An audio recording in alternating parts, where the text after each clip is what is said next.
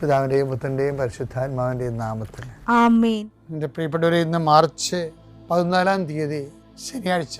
അമ്മേ പരിശുദ്ധ അമ്മേ, അമ്മേ പരിശുദ്ധ ദൈവമാതാവേ, കൃപാസനത്തിലൂടെ ഞങ്ങൾക്കും ഞങ്ങളുടെ ദേശത്തിനും അമ്മ മധ്യസ്ഥം തേടി തന്ന എല്ലാ അനുഗ്രഹങ്ങൾക്കും കൃപകൾക്കും ഞങ്ങളിപ്പോൾ ഹൃദയം നിറഞ്ഞ നന്ദി പറയുന്നു.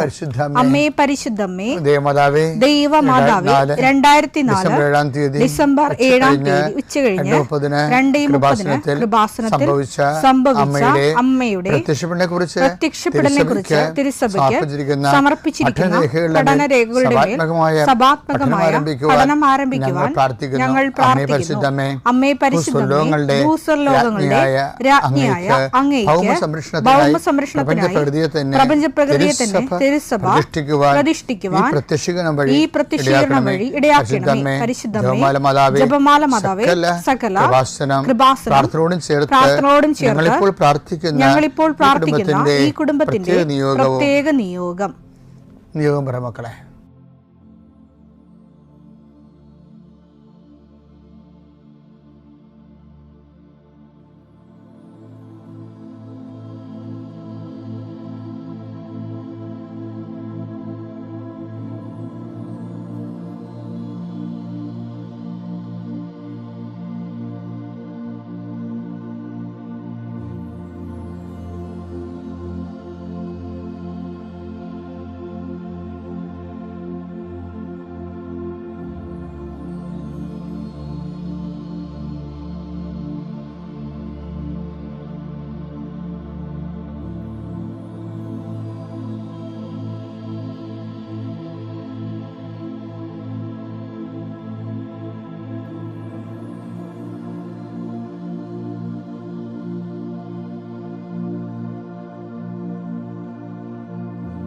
അമ്മയുടെ പ്രത്യക്ഷീകരണത്തിന്റെ ഈ അനുഗ്രഹവേളയിൽ ഞങ്ങൾക്ക് സാധിച്ചു തരുവാൻ കനിയണമേ. ആമേൻ. വിശ്വാസ പ്രമാണം.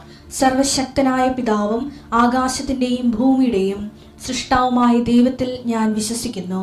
അവിടുത്തെ ഏകപുത്രനും ഞങ്ങളുടെ കർത്താവുമായ ഈശോമിശിഹായിലും ഞാൻ വിശ്വസിക്കുന്നു.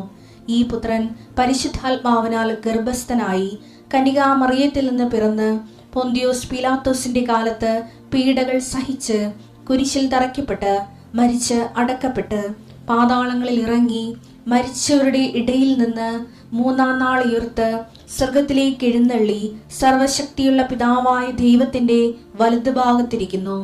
അവിടെ നിന്ന് ജീവിക്കുന്നവരെയും മരിച്ചവരെയും വിധിക്കുവാൻ വരുമെന്നും ഞാൻ വിശ്വസിക്കുന്നു. പരിശുദ്ധാത്മാവിലും ഞാൻ വിശ്വസിക്കുന്നു. വിശുദ്ധ കത്തോലിക്കാ സഭയിലും പുണ്യവാന്മാരുടെ ഐക്യത്തിലും പാപങ്ങളുടെ മോചനത്തിലും ശരീരത്തിന്റെ ഉയർപ്പിലും നിത്യമായ ജീവിതത്തിലും ഞാൻ വിശ്വസിക്കുന്നു. ആമേൻ. സ്വർഗ്ഗസ്ഥനായ ഞങ്ങളുടെ പിതാവേ, അങ്ങയുടെ നാമം പൂജിതമാകണമേ. അങ്ങയുടെ രാജ്യം വരണമേ. അങ്ങയുടെ തിരുമനസ് സ്വർഗത്തിലെ പോലെ ഭൂമിയിലും ആകണമേ. അന്നു വേണ്ടുന്ന ആഹാരം ഇന്ന് ഞങ്ങൾക്ക് തരണമേ. ഞങ്ങളോട് തെറ്റ് ചെയ്യുന്നവരോട് ഞങ്ങൾ ക്ഷമിക്കുന്നത് പോലെ ഞങ്ങളുടെ തെറ്റുകൾ ഞങ്ങളോടും ക്ഷമിക്കണമേ. ഞങ്ങളെ പ്രലോഭനത്തിൽ ഉൾപ്പെടുത്തരുതേ, തിന്മയിൽ ഞങ്ങൾ രക്ഷിക്കണമേ. ആമേൻ. നന്മ നിറഞ്ഞ മറിയമേ, സ്വസ്തി. കർത്താവ് അങ്ങയുടെ കൂടെ സ്ത്രീകളിൽ അങ്ങ് അനുഗ്രഹിക്കപ്പെട്ടവളാകുന്നു. അങ്ങയുടെ ഉദരത്തിൻ ഫലമായി ഈശോ അനുഗ്രഹിക്കപ്പെട്ടവനാകുന്നു. പരിശുദ്ധ മറിയമേ, തമ്പുരാന്റെ അമ്മേ, പാപികളായ ഞങ്ങൾക്ക് വേണ്ടി ഇപ്പോഴും ഞങ്ങളുടെ മരണസമയത്തും തമ്പുരാനോട് അപേക്ഷിക്കണമേ. ആമേൻ. കർത്താവേ, നിന്റെ ഉന്നതമായ നാമത്തിന് സ്തോത്രം ചെയ്യുന്നു. കർത്താവേ, നിന്റെ വിശുദ്ധ പൗരോഹിത്യത്തെ മഹത്വപ്പെടുത്തണം. കർത്താവെ, സഭയിലുള്ള സാന്നിധ്യം പ്രകടമാക്കണം. 40 വർഷം അടിയനർപ്പിച്ച കൃപാന്റെ ബലത്തിൽ ഇന്ന് അങ്ങയുടെ മക്കളെ പ്രാർത്ഥന കൂടുന്ന എല്ലാ മക്കൾക്ക് വേണ്ടി പ്രാർത്ഥിക്കുകയാണ്. കർത്താവെ, മനസ്സ് വേദനിക്കുന്ന എല്ലാ വിഷയങ്ങളും, അവരുടെ മനസ്സ് വേദനിപ്പിക്കുന്ന എല്ലാ വ്യക്തികളും ഇപ്പോഴും ഈശോയുടെ നാമം നിർവീര്യമാകട്ടെ. കർത്താവെ, മനസ്സ് വിഷമിപ്പിക്കുന്ന സാഹചര്യങ്ങൾ, ചെയ്തെടുക്കേണ്ട ഉത്തരവാദിത്തങ്ങൾ, മറ്റുള്ളവർ നമ്മളെ പഴി പറയാൻ സാധ്യതയുള്ള എല്ലാ വിഷയത്തിൻ്റെ മേലും കർത്താവിൻ്റെ കരുണ ചൊരിയുകയും നിങ്ങളെ കർത്താവ് ഇന്ന് നിലനിർത്തി തരികയും ചെയ്യട്ടെ. നിങ്ങൾ പോകുന്ന വഴികൾ, കണ്ടുമുട്ടുന്ന വ്യക്തികൾ, ചെയ്യുന്ന കാര്യങ്ങൾ, യാത്ര ചെയ്യുന്ന വാഹനങ്ങൾ, ഒപ്പിടുന്ന പേപ്പറുകൾ, കൈമാറുന്ന രേഖകൾ, കഴിക്കുന്ന മരുന്ന് എല്ലാം മാതാവിൻ്റെ മധ്യസ്ഥതയിൽ യേശുനാമത്തിൽ അനുഗ്രഹിക്കപ്പെടുകയും നീ ദൈവത്തെ അനുഭവിക്കാൻ ഇന്ന് നിന്നെ സഹായിക്കുകയും ചെയ്യട്ടെ. നിത്യം പിതാവും പുത്രനും പരിശുദ്ധാത്മാശ്രേഷ്ഠ നീക്കുവാണ്. എൻ്റെ പ്രിയപ്പെട്ടവരെ, ചില സമയത്ത് നമ്മുടെ ജീവിതത്തിൽ ഒരു തീരുമാനം എടുക്കാൻ പറ്റാതെ വരും. അതിൻ്റെ കാരണം എന്ന് പറയുന്നത് ദൈവത്തിൻ്റെ ഇഷ്ടവും നമ്മുടെ താല്പര്യവും ഈ ചിലപ്പോൾ വാളും പരിചയം പോലെ പരസ്പരം വിരുദ്ധമായിരിക്കും. വാള് വെട്ടാനും പരിചയം തടയാനുമാണല്ലേ. അത് ഒരുപോലെ തന്നെ നമുക്ക് നമ്മുടെ ജീവിതത്തിൽ ഇതുപോലെയുള്ള വിരുദ്ധമായ ആശയങ്ങൾ, ദൈവത്തിൻ്റെ മനസ്സൊന്ന്, നമ്മൾ നേരെ എതിരാണ്. അപ്പം അങ്ങനെ വരുമ്പോൾ എന്തു ചെയ്യും നമ്മൾ? അത് ഞാൻ എന്താ പറയാൻ കാര്യം അറിയാം, കഴിഞ്ഞ ദിവസങ്ങളിലൊക്കെ നമ്മൾ ഈ താബോർ മല കണ്ടില്ലേ? താബോർ മല കണ്ടപ്പോൾ താബോർ മല എന്താ സംഭവിക്കണത്? നമ്മൾ കണ്ടതാ. എന്നാൽ ഞാൻ ജസ്റ്റ് ഓർപ്പിക്കുക. കർത്താവ് താബോർ മലയിൽ വന്നപ്പോൾ യാക്കോബ് യോഹന്നാൻ പത്രോസിനെ കൂട്ടിക്കൊണ്ട് മുകളിൽ പോയി. കർത്താവ് പ്രാർത്ഥിക്കുമ്പോൾ അവൻ രൂപാന്തരപ്പെട്ടു. ദൈവിക രൂപം, യഥാർത്ഥ ദൈവിക രൂപം അപ്പോസ്തലന്മാർ കണ്ടു. അപ്പോസ്തലന്മാർ പറഞ്ഞെന്താണ്? അവർ പരിഭ്രമിച്ചു പോയി, വിസ്മയിച്ചു പോയി പറഞ്ഞു, ഞങ്ങൾ 17:4 പത്രോസ് യേശുവിനോട് പറഞ്ഞു, കർത്താവേ നാം ഇവിടെ ആയിരിക്കുന്നത് നല്ലതാണ്. നിനക്ക് സമ്മതമാണെങ്കിൽ ഞങ്ങളിവിടെ 3 കൂടാരങ്ങൾ ഉണ്ടാക്കാം. ഒന്ന് നിനക്ക്, ഒന്ന് മോശയ്ക്ക്, ഒന്ന് ഏലിയാവിന്. എന്ത് പറയാനാണിത്? കാര്യം എന്താ പ്രശ്നം? ഇതൊന്നും കേൾക്കാനുള്ള മാനസികാവസ്ഥയിലല്ല. സ്വന്തം കൂടാരം തന്നെ, ഭൂമിയിലെ കൂടാരം പൊളിക്കാനാണ് മുകളിൽ നിന്ന് ഓർഡർ വന്നിരിക്കുന്നത്. അത് ഇവർക്ക് അറിയത്തില്ലല്ലേ. കർത്താവിൻ്റെ ഭൂമിയിലെ കൂടാരം പൊളിച്ച് നീക്കപ്പെടാൻ പോവുകയാണ്. അതിൻ്റെ ഓർഡറാണ് മുകളിൽ നിന്ന് വന്നിരിക്കുന്നത്. മോശെ ഏലിയായി അവനോട് പറഞ്ഞു, കൂടാരം പൊളിക്കാൻ സമയമായി കേട്ടാന്ന് പറഞ്ഞു. അതറിയണമെങ്കിലേ നിങ്ങൾ ആ 9:30 വായിക്കണം. ഈ താബോറിൻ്റെ സംഭവത്തെക്കുറിച്ച് റിപ്പോർട്ട് ചെയ്യുമ്പോൾ ലൂക്കാത് കാര്യം പറയുന്നുണ്ട്. 9:30-31 വായിച്ചു ലൂക്കാട് സുവിശേഷം. അപ്പോൾ രണ്ടുപേർ മോശയും ഏലിയായും അവനോട് സംസാരിച്ചു കൊണ്ടിരുന്നു. അവർ മഹത്വത്തോടെ കാണപ്പെട്ടു. എന്താണ് സംസാരിച്ചത് നോക്കിയേ?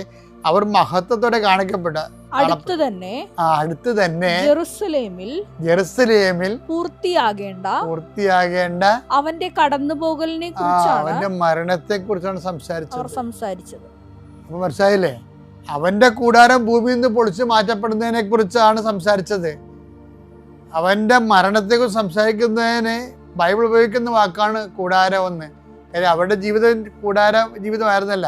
അതിന്റെ പശ്ചാത്തലത്തിൽ ഒരു മനുഷ്യൻ മരിക്കുമ്പോൾ അവൻ്റെ കൂടാരം പൊളിക്കുന്നു എന്നുള്ള സ്വയം അറിയണമെങ്കിലേ ഐസയ്യാ 38:12 വായിച്ച്, ആട്ടിടയന്റെ കൂടാരം പോലെ എന്റെ ഭവനം എന്നിൽ നിന്ന് പറിച്ചു മാറ്റിയിരിക്കുന്നു. ഈശോയുടെ ഭവനം, ഈശോയുടെ ഭൂമിയിലെ ജീവിതം പറിച്ചു മാറ്റുന്നു. നെയ്ത്തുകാരനെ പോലെ എന്റെ ജീവിതം ഞാൻ ചുരുട്ടിയിരിക്കുന്നു. എല്ലാം അവസാനിപ്പിക്കുന്നു. നെയ്ത്ത് അവസാനിപ്പിച്ച് ചുരുട്ടുകയാണ്. തറയിൽ നിന്ന് അവിടെ തന്നെ മുറിച്ചു നീക്കി. പകലും രാത്രിയും മുറിച്ചു നീക്കി. എന്നുവെച്ചാൽ വിഷയം എന്ന് വെച്ച് കഴിഞ്ഞാല് ആ ഒരു മാനസികാവസ്ഥയിലാണ് ഈശോ ഇറങ്ങി വരണത്. ഈശോ താബോറിലുള്ളത്. ഈശോയുടെ കൂടാരം തന്നെ ഈശോയ്ക്ക് പിതാവിൻ്റെ പക്കലേക്ക് പോകാൻ സമയമായി. കർത്താവിൻ്റെ ഭൂമിയിലെ കൂടാരം പൊളിച്ചു മാറ്റപ്പെടുകയും പാവ് വിച്ഛേദിക്കപ്പെടുകയും ചെയ്യുന്നു. ആ സമയത്താണ് ഇവിടെ കുറേ അണ്ണന്മാർ പറയണത്, ഞങ്ങൾ 3 കൂടാരം ഇവിടെ ഉണ്ടാക്കാമെന്ന്. അപ്പോൾ മനുഷ്യൻ്റെ ആഗ്രഹവും ദൈവിക നിയോഗവും തമ്മിൽ ശരിക്കും അങ്ങ് കയറി കടിക്കുന്നുണ്ട്. നടക്കത്തില്ല, വിരുദ്ധമായിപ്പോയി. അങ്ങനെ വിരുദ്ധമായി കഴിഞ്ഞാൽ എന്ത് ചെയ്യും? നമ്മുടെ ദൈവത്തിൻ്റെ ഇഷ്ടം ഒന്ന്, നമ്മളുടെ ഇഷ്ടം വേറെ ഒന്ന്. അങ്ങനെ എപ്പോഴും സംഭവിക്കും. ഞാൻ ഇന്നലെ ഒരു മരിപ്പിന് പോയി. 41 വയസ്സേ ഉള്ളു. പണ്ട് അവൻ്റെ കുഞ്ഞുനാളിലൊക്കെ എൻ്റെ അടുത്ത് പ്രാർത്ഥിക്കാൻ വന്നായിരുന്നു. പെട്ടെന്ന് അറ്റാക്ക് വന്ന് മരിച്ചു. അവൻ്റെ അപ്പനാണെങ്കിൽ അവിടെ നിന്നിട്ട് അവൻ്റെ അപ്പനാണ് ഭയങ്കര സങ്കടം. അദ്ദേഹം ഇങ്ങനെ ദുഃഖം കടിച്ച് അമർത്താൻ പറ്റാതെ ഇങ്ങനെ ആംഗ്യമൊക്കെ കാണിച്ചുകൊണ്ടിരിക്കുകയാണ്, ചൂണ്ടിക്കാണിക്കണം. എന്ത് പറ്റി, തന്നെത്താൻ തന്നെ ചോദിക്കണേ. വല്ലാത്തൊരു സീനായിപ്പോയി. ഞാൻ പിന്നെ അദ്ദേഹത്തെ പോയി സാന്ത്വനപ്പെടുത്തി. എന്നാലും അദ്ദേഹത്തിന് വയസ്സുണ്ട്. ഈ 40 വയസ്സിലെ മകൻ്റെ മരണം എങ്ങനെ സഹിക്കാം?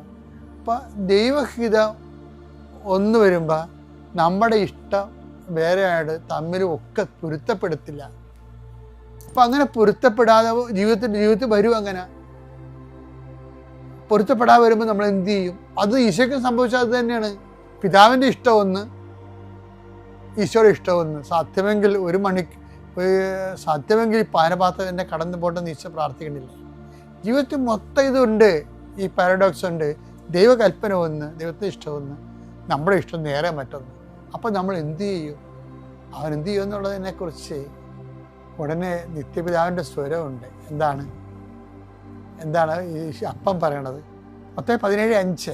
അവൻ സംസാരിച്ചുകൊണ്ടിരിക്കുമ്പോൾ ശോഭയേറിയ ഒരു മേഘം വന്ന് അവരെ ആവരണം ചെയ്തു. മേഘത്തിൽ നിന്ന് ഇങ്ങനെയൊരു സ്വരമുണ്ടായി, ഇവൻ എന്റെ പ്രിയപുത്രൻ, ഇവനിൽ ഞാൻ പ്രസാദിച്ചിരിക്കുന്നു, ഇവന്റെ വാക്ക് ശ്രവിക്കുവിൻ. അതാണ് വിഷയം. ഇങ്ങനെ അസന്നിഗ്ധമായ കഷ്ടം, ദൈവഹിതം ഒന്ന്, മനുഷ്യൻ്റെ ആഗ്രഹം വേറെ ഒന്ന്, തമ്മിൽ കൂട്ടുമുട്ടുമ്പോൾ നമ്മുടെ മുമ്പിലുള്ള തിരഞ്ഞെടുപ്പ് എന്താണ്? കർത്താവിൻ്റെ വചനം എന്താണ് അതിനെക്കുറിച്ച് പറയണത്? അതിനനുസരിക്കണം. അതാണ് ഒരു വിശ്വാസ തിരഞ്ഞെടുപ്പ്.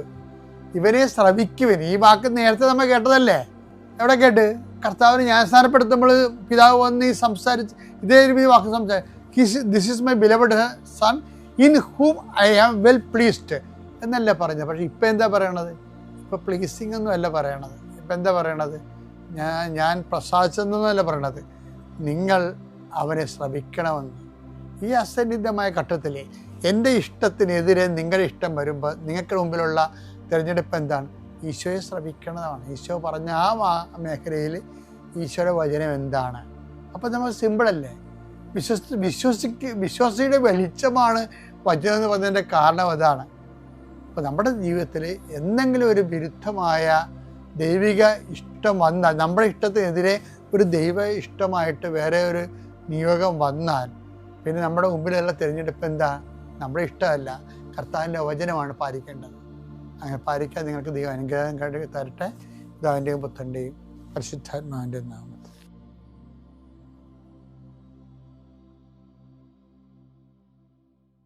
അത്യപൂർവ ദൈവാനുഭവങ്ങൾ ഇനി നിങ്ങൾക്കും സ്വന്തം. ഈ യൂട്യൂബ് ചാനൽ ഇതുവരെ സബ്സ്ക്രൈബ് ചെയ്തിട്ടില്ലെങ്കിൽ ഇപ്പോൾ തന്നെ സബ്സ്ക്രൈബ് ചെയ്യുക. ഈ വീഡിയോ ഇപ്പോൾ തന്നെ നിങ്ങളുടെ സുഹൃത്തുക്കൾക്ക് ഷെയർ ചെയ്തുകൊണ്ട് കർത്താവിൻ്റെ പ്രേക്ഷിതരാകുക.